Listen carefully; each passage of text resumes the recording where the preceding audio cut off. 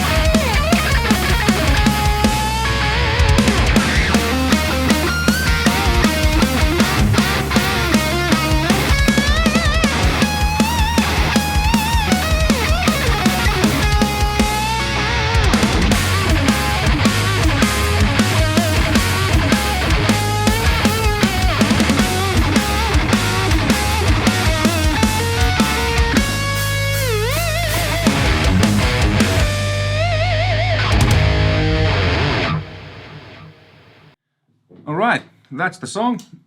I mean, they're pretty close. And the signal chain is, this is one of my ESP M1 customs from 80s with EMG 85, EMG SA pickups.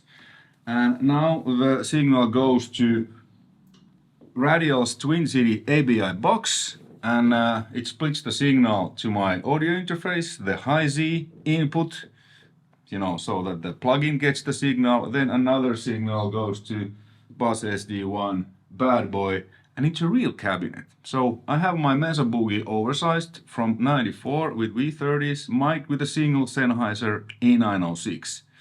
That was the setup you heard on the song. And the plugin I'm going to use, the built-in cabinets, the Cabinet 1. So this is not apples to apples comparison, but so many of you have asked that how this compares to my setup here. So now I'm doing that. I'm comparing my analog real setup with Bus SD1, the amp, the real mic'd cab, and then the microphone goes to Warm Audio's W273, it's Neve mic pre, and then into Pro Tools, and the plugin gets the signal, via the high Z input. And So many of you have asked me that how do I set the input? Should I keep it 0? Well, I mean, if I keep the input gain 0, then nothing gets in. So, rule of thumb: avoid red lights.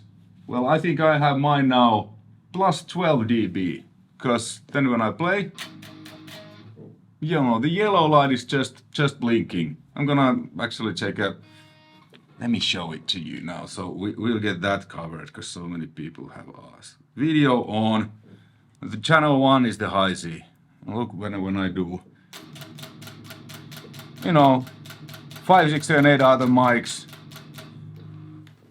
Green is good, yellow is even better, red is bad. So, and it rates, I think it was plus 12 dB. I don't know about the figure. Doesn't really matter. The only thing that matters is, are you getting a good sound in? You know, too quiet, it's too hot. It's just too hot, you're gonna clip the converters. All right, that's it.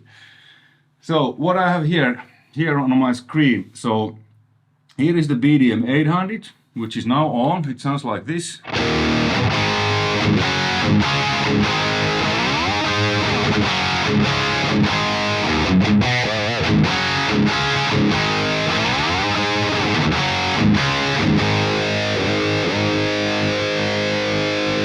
Cool, and it goes to this rec bus, because you know I have a Pro Tools Carbon. The latency is non-existent. Woohoo! And I'm screen recording this, and the audio is going to, you know, loop pack, which is baked into the screen recording. Great. Oh, Clay, look, I got a green light. Well, it sounded good. I didn't hear anything, so it's fine. So I should probably take let's take the input gain to 10 dB. Yeah, better. Cool, so use your ears. Okay, and then this one is the 906 rec. This one is the real bad boy, the cabinet, the Sennheiser E906 into the knee preamp.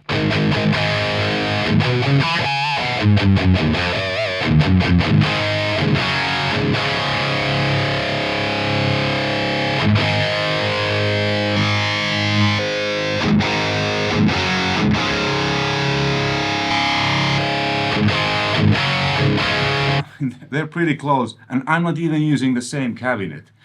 If I would use, you know, same impulse response or whatever, I haven't set up my. I use if I use real gear, I use real gear. If I use plugins, I use plugins. So they are amazingly close. The character, the bad boy character, it's there.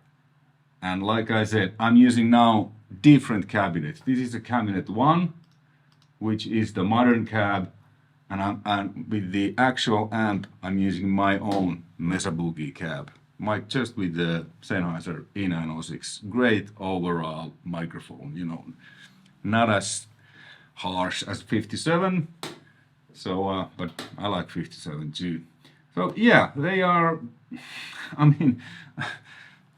Yeah, I mean, I was part of this design, and obviously I'm not gonna put bad boy name and, you know, me in there publicly if the plugin is worse than the amp. It should be equal or maybe even better, because I'm completely honest, the plugin, we've taken out all the artifacts from the you know, cabinet and microphones, but you usually get certain peaks. So this is, in a way, the plugin sounds better.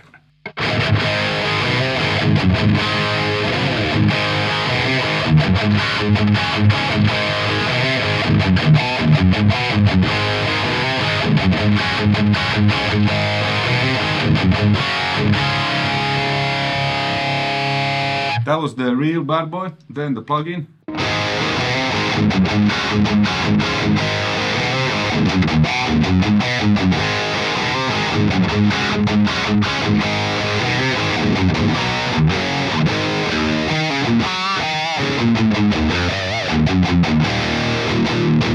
No, tight, because I haven't EQ'd these, so with this cabinet I will probably take out a little bit.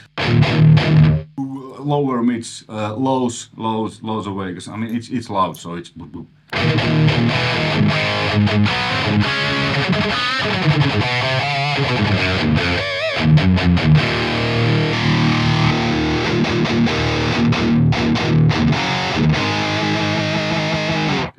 This plugin is kind of mix ready.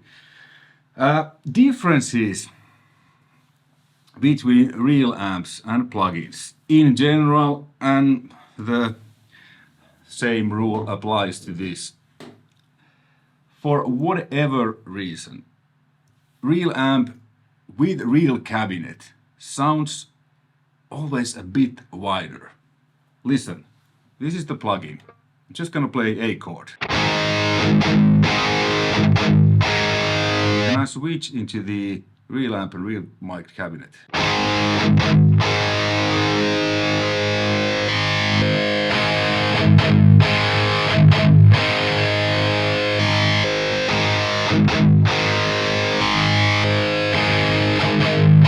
mean, this is mono, but it's still a bit wider. And when you record and you do double tracking, real amp with real cabinet, not with IR or reactive load, it sounds wider. If I use real amp into reactive load with an IR, it doesn't sound quite as wide as with real cabinet. It's not a bad sound. I've used, definitely not a bad sound. It's just a little bit narrower. I've used real amps with reactive boxes and IRs on many commercially released albums. If possible, especially for rhythm guitars, I prefer real amp, real cabinet, real mic cabinet into real mic pre's, because it's just, I can get the plugins to sound same. I just need to use a bit of wider and a little bit, more tricks. But with real amps, I pretty much get the sound on the way in. Then, if and when usually needed, small EQ tweaks. That's it. And then, difference number two. Listen to high end. This is the real amp. Now let's play let's play D chord.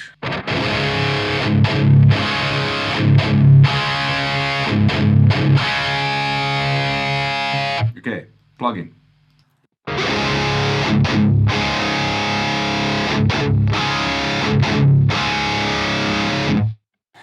There's this certain digital kind of thing always with plugins and with digital stuff, especially on guitar amp plugins. I don't know why, doesn't bother me, but it's just there. Maybe some people are bothered by it. I couldn't care less, because I can hardly hear it. If I really maybe it's also because of my, me playing heavy metal all over the world since 90s. So, I have a small dip.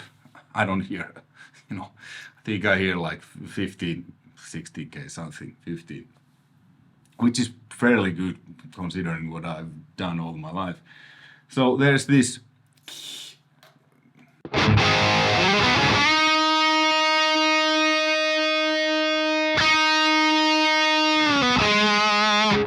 Real amp.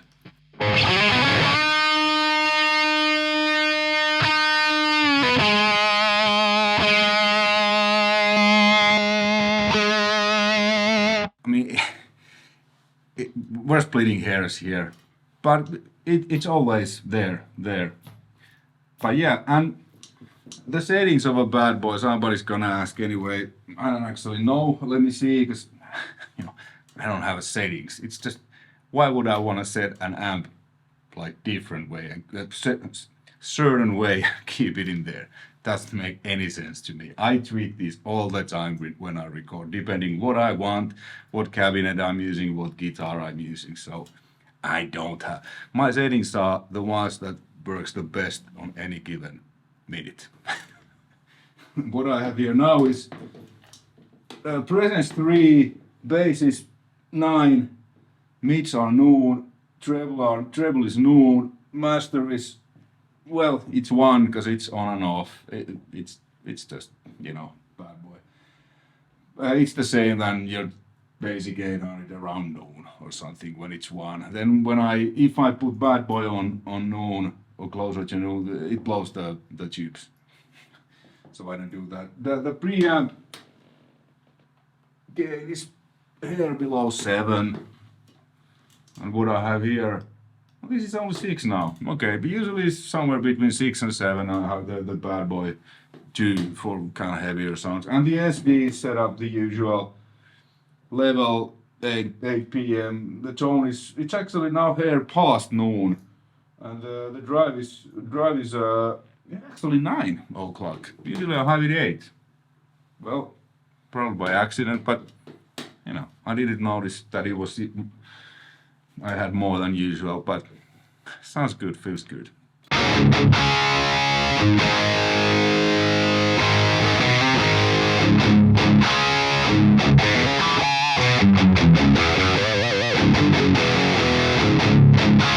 Which one I'm using? I'm using using the plugin. I mean, I have the Bad Boy, and this even confuses me.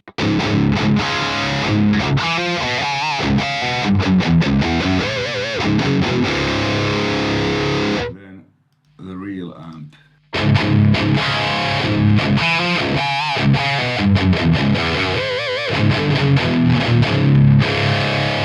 There's that width what you get with real cabinets when you move air, but you need to move air. I mean, if you record them in bedroom levels, then it's kind of like you're missing the point.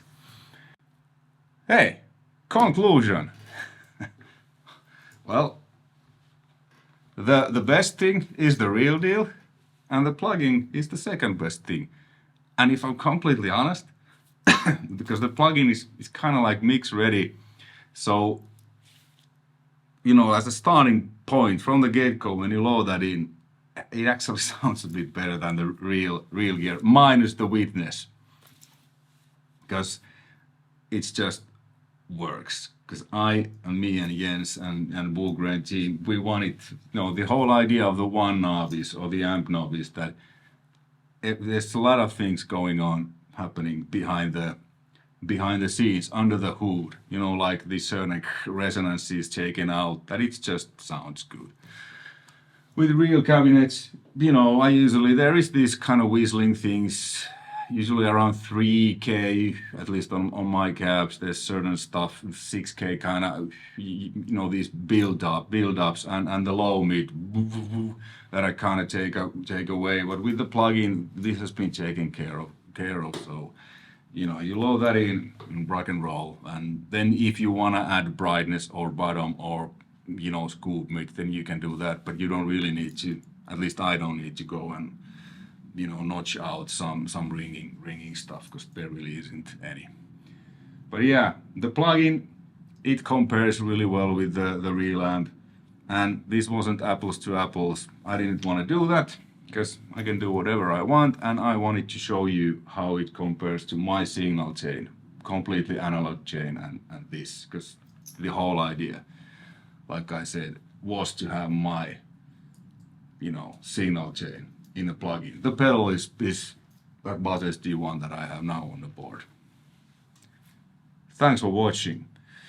Links to Bogren's website, it's my affiliate link. If you use that, I will get a small commission. You will get I think it was a 10% discount from all the Bogren stuff, you know, drum stuff, bass stuff, all the stuff that is not discounted.